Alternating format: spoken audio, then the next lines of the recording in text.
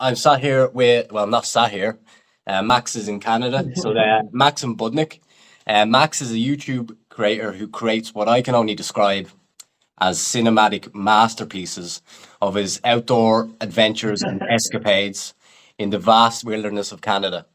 I followed Max for some time now, and his mix of exciting situations, from canoeing down a fast flowing river or crossing a frozen lake, to his soothing but captivating B roll footage of nature and wildlife, has gained him almost 10,000 followers, and it keeps on rising to this day. How are you, Max?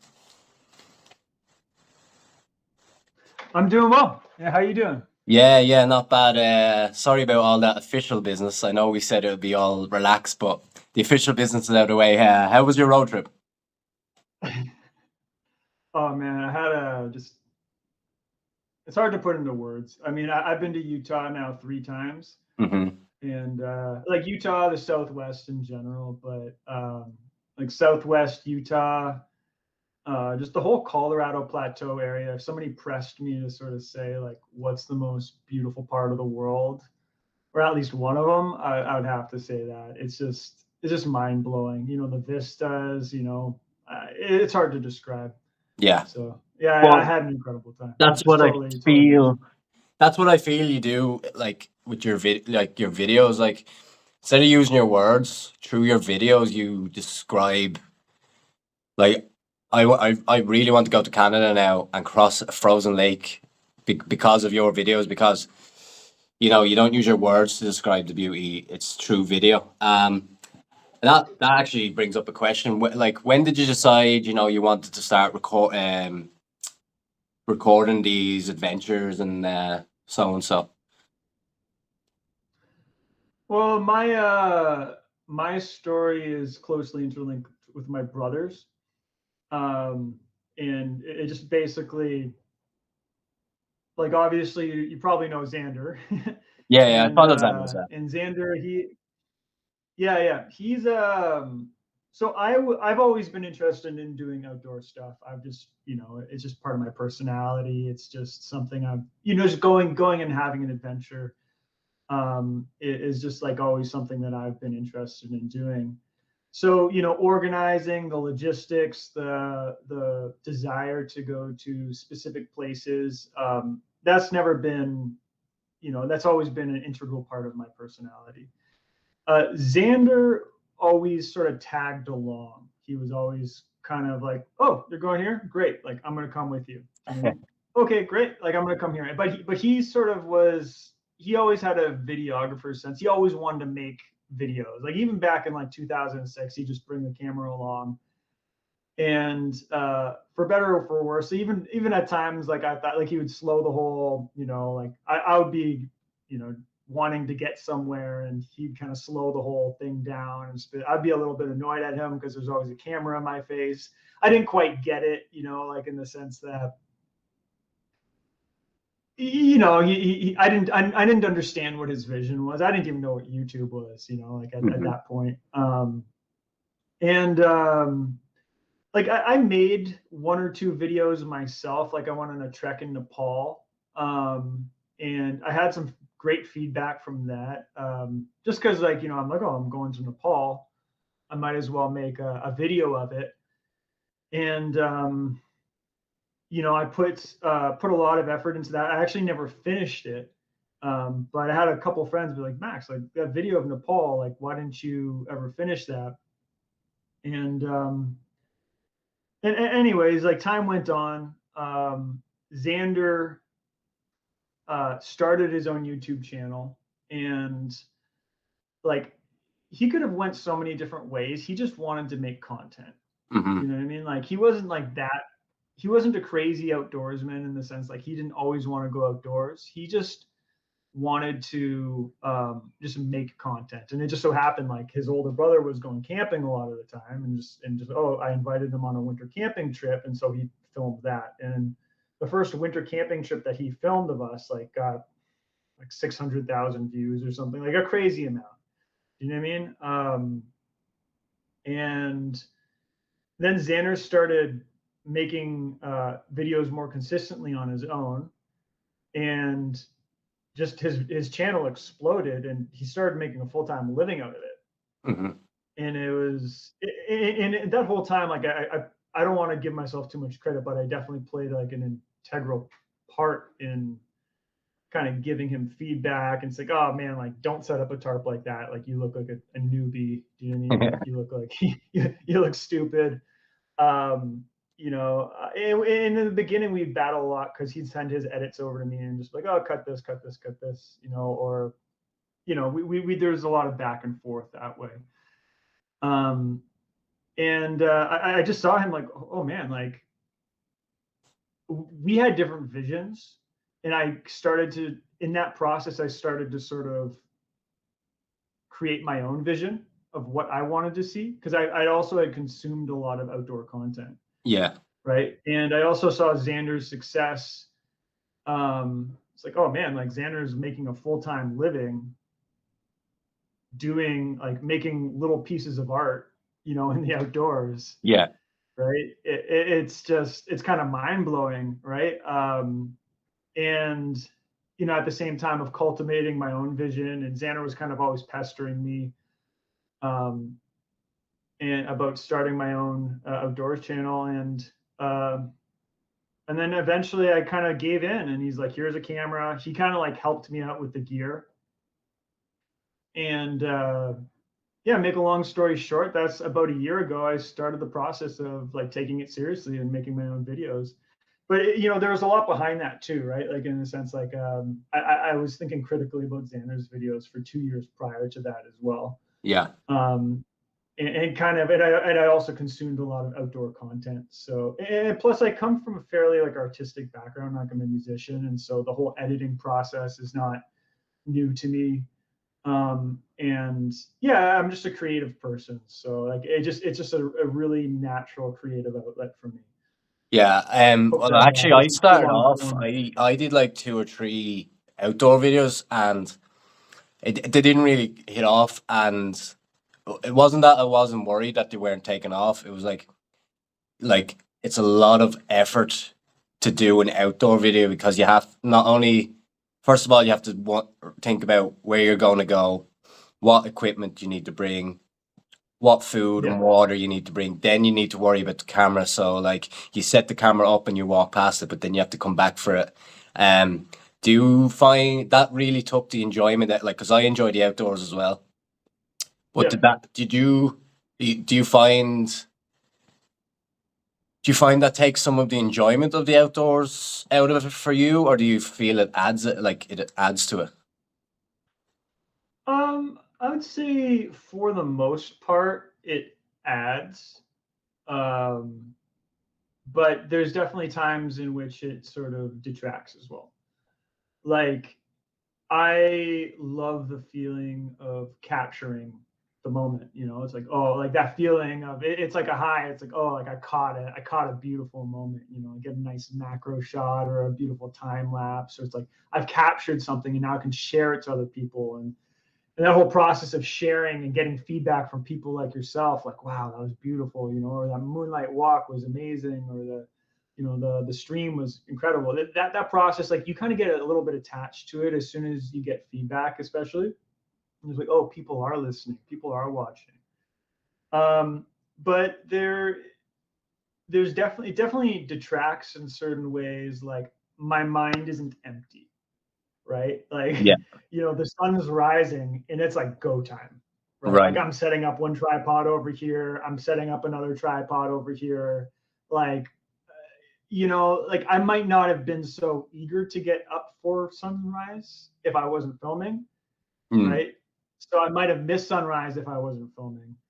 But uh, but at the same time, like I'm like constantly go go go, like, you know, like, oh, like is the aperture right, you know, is the focus good, you know, like, oh, this shot's going to lead into the next shot. There's a lot of logistics, kind of like, or a lot of like thinking about those sorts of mechanics, like in the background while you're doing it. Yeah. So you definitely got to love it. And it's, you know, and that's only where the work starts too, right? Like, as you bring it back and you do the edit, and like the edit's probably like the harder part, right? Like where you go in, at least for me, you know, where it's exciting, but it's also, there's, you know, the process of the edit. It's like the first pass, it's exciting. Second pass is kind of exciting. You know, they're the most tedious because you have to, like, sometimes you bring home like 12 hours of footage and you Oh got my to God. sift through all this footage. Yeah, you Yeah. know, like you bring a terabyte home or something. And I mean, because it's easy to, a lot of people, like, if you were to hire, like, if I was to hire somebody to edit for me, it would be cheaper for me for them to make me like a 1 hour video as opposed to a 15-minute video. Because the hardest part is the reduction aspect of being like, oh, this is slightly better than this, and this is slightly better than that. You know Yeah. what I mean? And it's like, so like making a condensed video is harder than just sort of like putting everything in. And so like what I was saying is there's an arc I find with the editing process, and it's kind of exciting. And then there's this like a 2 day middle part where it's, you know, it's like, oh, this sucks. You know, this Yeah. video sucks. Right. And then you kind of get through somehow, and then you get to the next 2 days, like, you know, last 2 days, like, oh, I see it, like the lights at the end of the tunnel, and it's tedious. But like you get there and you're finally like, okay, great. And by the time the video is done, it's like, okay, great. Like, I don't even want to look at it anymore. Like, I've looked at this footage so much. Like, give me a month and then I'll be able to like analyze this So clearly. I've noticed you make a conscious effort to reply to everybody on your videos, including myself. Do you feel like you have to do that because people are watching your videos, liking them, sharing them, subscribing, and commenting, and complimenting your work? Yeah, do you feel like you have to do that, or is that something you want to do? Like, is that who you are? You have time for everybody, kind of. Well, yeah, I definitely want to give time for everybody. And the more, like, YouTube's pretty special in the sense that like Twitter is a snake pit, right? You know, like I if call you, I right? I call Twitter the final boss of social media. Yeah, yeah, Yeah, exactly. But like YouTube, like you put out a video like this, and 98% of all the comments are positive. It's yeah, incredible, yeah. I do find right? YouTube's a It's, very positive community.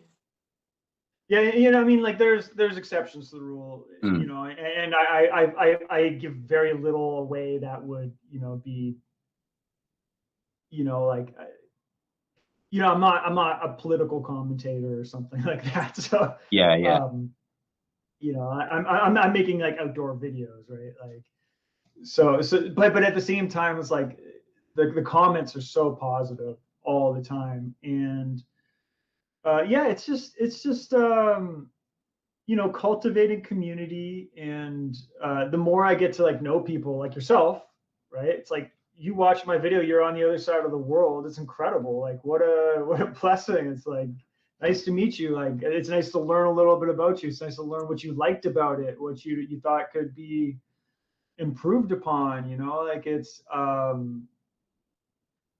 just incredible. I mean, like, I feel really blessed to have all this open space close to where I live. You know, mm. not everybody has so much open space. And you know, I've lived in cities myself where it's like, I lived in New York City for a long time, and I didn't have a car, and I just felt cooped up and Yeah, stuck in it. And that was the kind of time of my life where I watched the most amount of like outdoor videos. I was watching a lot of like Joe Robinet and Jim Baird and stuff. yeah. I'm not sure if you're familiar with those guys, but yeah, I'm personally aware of how much, like, you know, just a little bit of a taste of the outdoors. Like, at first, before I started my channel, I'm like, oh, the last thing anybody needs is another outdoor channel, right? Because there's so many, right? But then, you know, into the YouTube comment section, and it's amazing, like how, like, no, you are like, I've been overwhelmed with the feeling like that I am doing something, however small, good for the world. And that's and I got that, I originally learned that through Xander, but like through Xander's comment section in the video, it's just incredible. People from Indonesia and India and Yeah. like all over the place. It's wild. So yeah, sorry to give you a convoluted answer. No, it's cool. But It's yeah, cool. there'll be, like hopefully, with the channel growing, it becomes difficult to answer to everybody after a while. Of Like course, I yeah, can, yeah. I'm still at a point where I can answer everybody. It's not a small amount of work, but it's totally doable. You know, but yeah, I'm luckily, like, I'm at the beauty of the stage of being able to sort of still communicate with people on like a person to person, well, not a person to person basis, but just like reply and read. And Xander can't do that anymore. Xander, yeah, it's just too much. It's just too much. Yeah, the way you feel about another outdoor page or outdoor creator is the way I feel about trying to start a podcast as well. Yeah. We don't need another podcast in the world, so I get where you're coming from that. But I Yeah. enjoy talking to people and interviewing people, and like you enjoy being in the outdoors and recording the outdoors. So I think just as long as like the love for it is there, it doesn't matter. I don't Yeah. think it matters like who views it or who thinks or who feels that, we don't need another podcast or we don't need another outdoor adventure guy. Just with It's silly, really. Like, I mean, everything's been done before, right? Like, it's all been done before. Like, to go ahead and do something brand new is just is no, like, yeah. I regret thinking that way Mhm. in more than one way in my life. It's such a foolish way to think. Anyway, sorry, I interrupted you. Um, yes, Canada. So you run the risk of running into bears on your camping trips, I believe. Yeah, Um, yeah. okay. I remember I went fishing on a beach before, right? And I thought the fish were going to kill me. So, so, so do you put it to back of your mind, or do you just take? I know you carry bear spray or whatever. So how do you kind of mitigate the risks involved in dangerous wildlife? Well, the first thing, when I was a kid and the first times that I went camping, I remember staying up all night and just thinking that every single little creek in the forest was a bear. Right? So, like, first of all, it's like a normal sort of worry, but then you put a bunch of miles in, right? And you just, like, you have a few bear experiences and you realize they're more afraid of you. Well, the first thing I would do to anybody, like maybe like such as yourself, if you came to Canada, and advise them to do is I'd advise you to look at statistics. Statistics And don't lie. right, and then, like, first of all, look at statistics of how many deadly bear encounters there are of black bears, in Ontario. And it's just like, I can't tell you exactly how many, but all I can tell you is that car accidents are an order of magnitude way greater. The most dangerous part about your camping trip is not going to be a wild animal. It's going to be getting to the lake. It's going to be getting to the trailhead. It's the drive. So, like, I love seeing bears. Do you know what I mean? It's great. Like, I have only had one questionable bear experience in my life, and that was actually at my cottage. And it was like a juvenile bear, and the bear was it was a really dry early summer, so it means that, like, all the berries hadn't come out yet, and the bear just he was just trying to get into the house because he like smelled stuff, but he wasn't looking for a fight. Do you know what I Right. mean? He wasn't. None of these bears are looking for a fight. They're trying to get Survive. a quick and easy meal. Like, if it's like late winter, I mean, like late fall, and there's a scraggly bear with like, patches out of its like skin, out of its fur, just like really skinny, right? Like winter's coming. Yeah. And it's looking at you in a certain way. That's when I'd be scared. But that's just so rare. Do you know what I mean? And like that just like basically just doesn't happen. Like there's like on the list of things that could happen out in the woods. That's you're just as likely to have a heart attack as a young man, basically. Yeah. So you just spend enough time in the woods and it just becomes a non-issue. Do you know what I mean? Like I forget to bring bear spray more often than not. Like it's just like so cumbersome. Like I don't like, there's some people who will like, argue that and it's contentious, right? But you got to know where you're going. For instance, if you go to Algonquin Park, there's a lot of people going through Algonquin Park. A lot of like new campers go to Algonquin Park and they leave a mess, right? The bears have become habituated to it. The bears who are habituated to humans are far more, I don't want to say dangerous, but they're far more likely to raid your campsite. Like during like while you're camping there. So, but if I go to like a more wilderness area where like people don't frequent it as much, like some crown land further up north, the bears are going to be way more skittish. Yeah. They hear a sound, like they're far less likely to come around. So yeah, I don't know. Like maybe I've just got like a little bit too nonchalant about it, just because you spend so much time and you see a bear and it runs off and it happens again and happens again. But like I almost never hang my food in a tree. Yeah, I noticed. Because I'll. Sorry. I noticed Sander does that in his videos.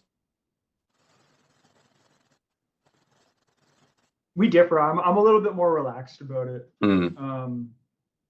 Because I'd rather like there's like, without going into too much, there's two different schools of thought, right? There's a school of thought of hanging your food in a tree far away from your campsite, right?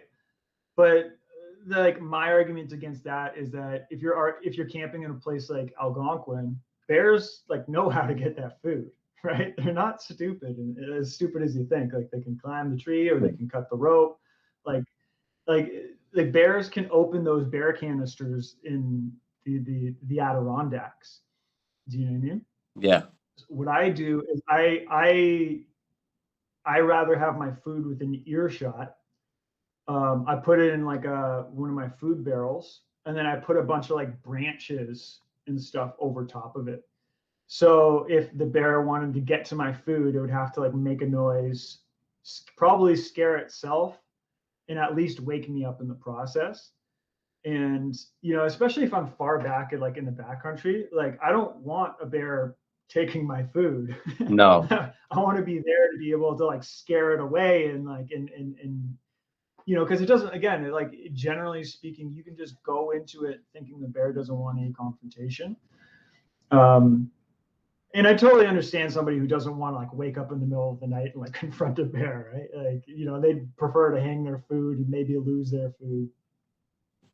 But I like after a long day of canoeing, getting my stuff up, like putting up my tent, getting shots, whatever. The last thing I want to try to do is like put like a 50-pound barrel, especially if it's like a multiple day trip, like into a scraggly little tree. Like, cause like, you hear all these like rules, right? You hear all these rules that, oh, the food bag needs to be 21 feet up in the air and 15 feet out. That's like, where are these trees that you're talking about? It's like 95% of the places in Ontario, these branches don't exist, right? It's like just because like people want a guidebook of exactly what to do to follow, like what is protocol. Yeah. And the rangers and stuff, they need to give protocol just for people. So it's just it's a little bit stupid. Yeah, I mean, like, how But can I you could go on and on about that. Sorry. how can you guidebook nature? Like nature's been around for millions of years. Like nature, like nature's gonna not write isn't gonna write a notebook for you to survive in nature. You know? Yeah. Oh, for sure. Yeah, I heard this really, really interesting thing. I mean, it's like sort of relevant, I guess. It was a Lex Friedman podcast. He was speaking to a mathematician, forget who, but There he was wasn't talking Neil about the deGrasse concept. Tyson. No, no, no, No. no. It was just he had an Italian accent, but he said something so profound. Uh, it was like we have all these mathematical concepts of the world, but people forget that it's just a pattern, and nature is infinity, right? And this pattern can only stamp onto a little bit of it.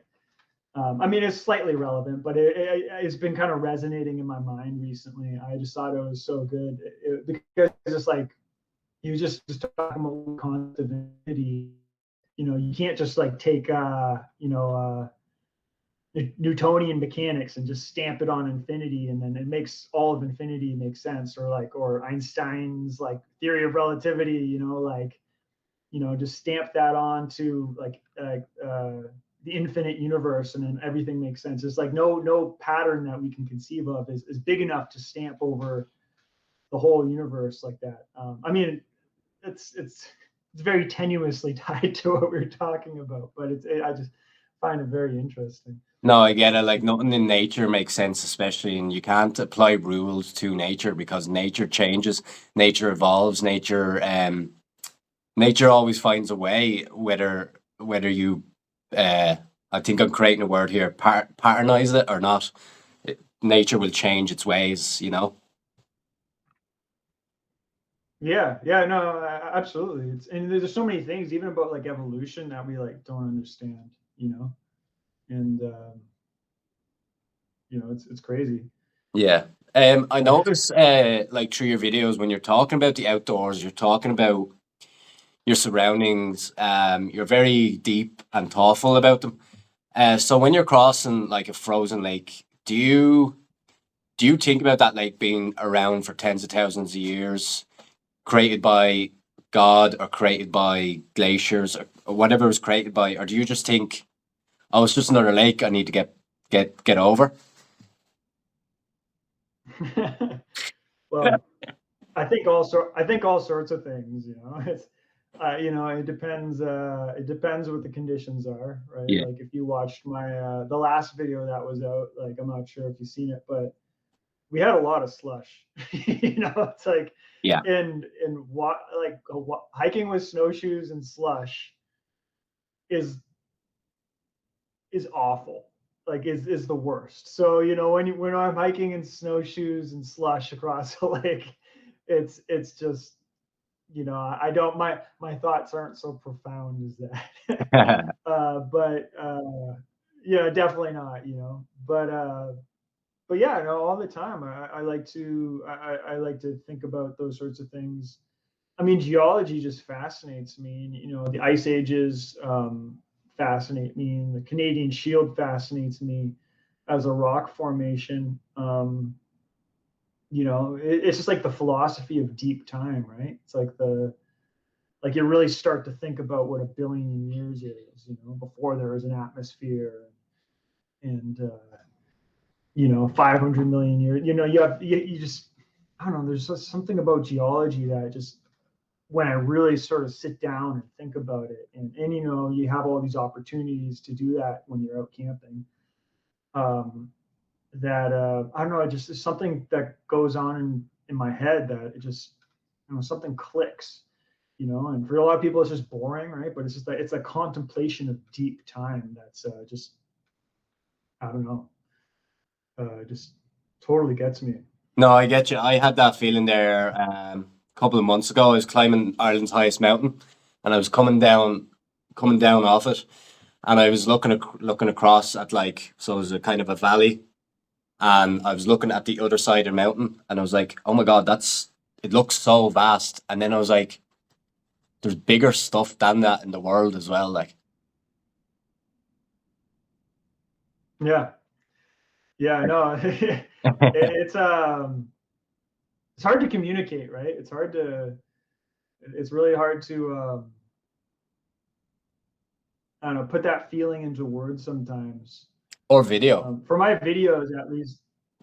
Yeah, no, absolutely. Like even just like you only have so much, of a frame. Like, yeah, how do you capture like everything around you? It's takes a lot. Yeah, that's what I hope to in my videos. I hope to sort of capture that, and that's the direction I see my channel going a little bit. Is just getting like little, like maybe some fact about geology that's just like almost like poetic in its sort of feeling. That it evolves to sort of thing of vastness and create a sense of perspective. Anything like any shot or statement a succinct statement that is creates a sense of like a perspective, of like where we stand within this world that we live on. That's the goal. And it's always like going back to the whole like making a video, like making the video itself. Like the more I'm finding that like I've been pretty good at the logistics of like making a video. Just think, oh, like if I always make videos like last minute, like so like I'll be like, oh, okay, the wind's blowing from the west this day, and then it's blowing from the east that day. I'll take this lake and I'll have the tailwind at my back both days. Yeah. You know what I mean?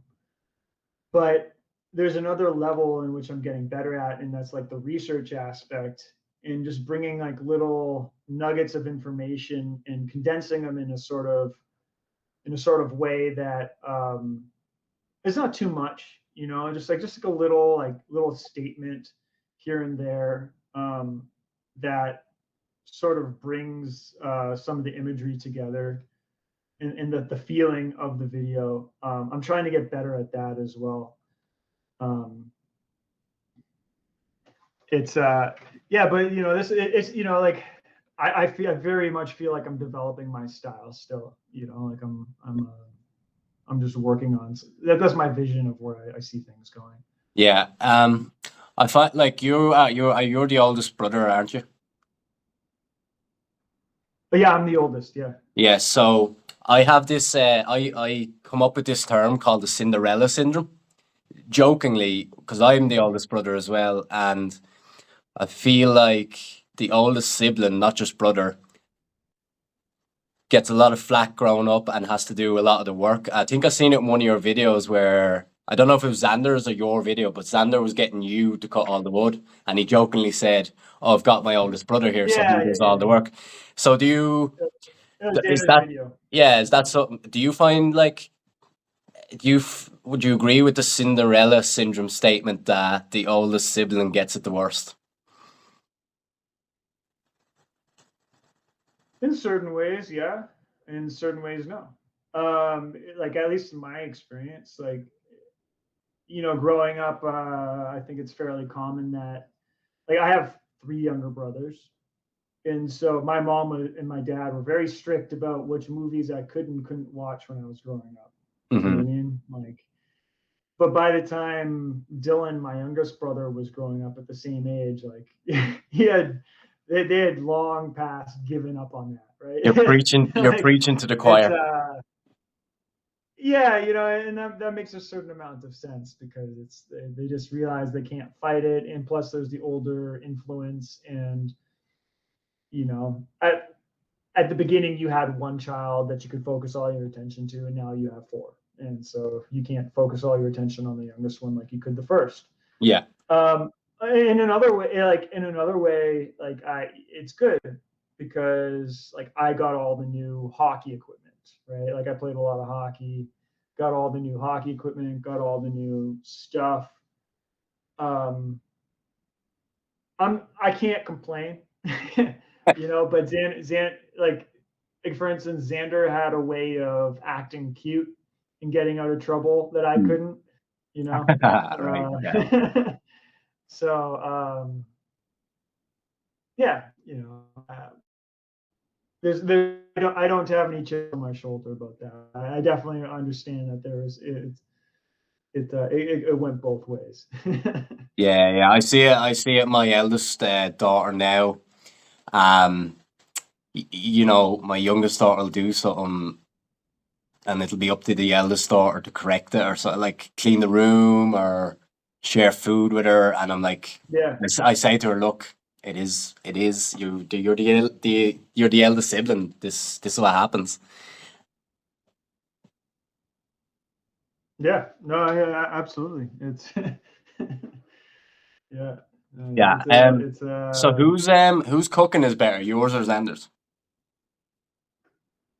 oh, Xander's, 100%, 100%. Because the only reason is like I'm a terrible chef, Right. but I'm a terrible chef, and I acknowledge that I'm a terrible chef. Or I'm not a terrible chef. I just don't care about cooking. I have a very hard time bringing. I have a very hard time bringing myself to care. Um, for whatever reason, like my threshold of what's an absolutely brilliant gourmet meal and what's just a little bit tasteless but sufficient, like that, the difference between me and other people seems to be far less. Like I'll enjoy, like especially after a long day of camping, I'll enjoy like just whatever fills my belly 80% of what would be the most brilliant, magnificent meal. Like I very much, especially with filming and doing other stuff, like I'd rather not cook. Xander likes to, he enjoys the process of cooking more. If I enjoyed the process of cooking more, I would be a much better cook, but I'm not. So Xander definitely would get points for that. So So you don't really care as long as you're fed. yeah, I don't really care. Like I struggle with that in videos too, because like Xander has a lot of people who are just interested, in the cooking, and it's something very relatable as well for a video too, right? Like you can, if you're a little bit hungry and you see a beautifully cooked meal on screen, it's like you can taste it a little bit. You can just like, oh yeah, like you can get into it. Like that looks delicious, right? It's a very human thing that that's easy to relate to. Like maybe if I go whitewater canoeing, not a lot of people understand what's going on, but everybody understands what it's like to be hungry and eat delicious food. So it's like low hanging fruit for content, and but I have a hard time with it because I just don't care. I just don't care about cooking all that much. Xander's always telling me, yeah, you should cook more. You should cook more. And I don't know, maybe in the future, but I'd rather spend my time doing something else. Yeah, unfortunately we're running out of time, and I think we should do this again just to have more time. So I Yeah. have two questions I'm going to roll into one. Do you prefer the winter or the summer season? And what's been your favorite venture so far, whether it was recorded or not recorded? Well, honestly, I'm gonna opt out of the first question in a crappy way, but like I am very very glad that I live in a temperate climate, like in terms of that has four seasons. Because when summer is coming to an end, I'm excited for fall, and when fall comes, I'm always excited for winter, and when winter coming to an end, of course, I'm excited for spring, because when the winter snow melts, spring floods come, and the rivers become flush, and you can canoe down certain rivers more. Um, if push came to shove, I would say that the autumn is my favorite time to Yeah. camp, just with the leaves and just the temperature. But I love it all. I love it all. Like I love winter camping. It's so beautiful, and it's like the whole like the integrated experience of camping throughout the year is really cool. Um, I love when each new season comes. I'm excited when it ends. Um, I'm kind of glad that we don't have 9 months of winter, or like you know, in like just 2 months of summer, I think I live at a fairly latitude. Yeah. Yeah, and in terms of your last question about like my favorite trip, that's a really tough question to answer. I would say, um, I mean, this last trip that I just went on was just absolutely incredible. Like just in terms of the feeling of it, and it's not the most extreme, but it was just like I love Utah. I just love Utah. It's just crazy. Um, but one of the best experiences I've ever had, I'll just leave it at this. Sorry about the ambulance there.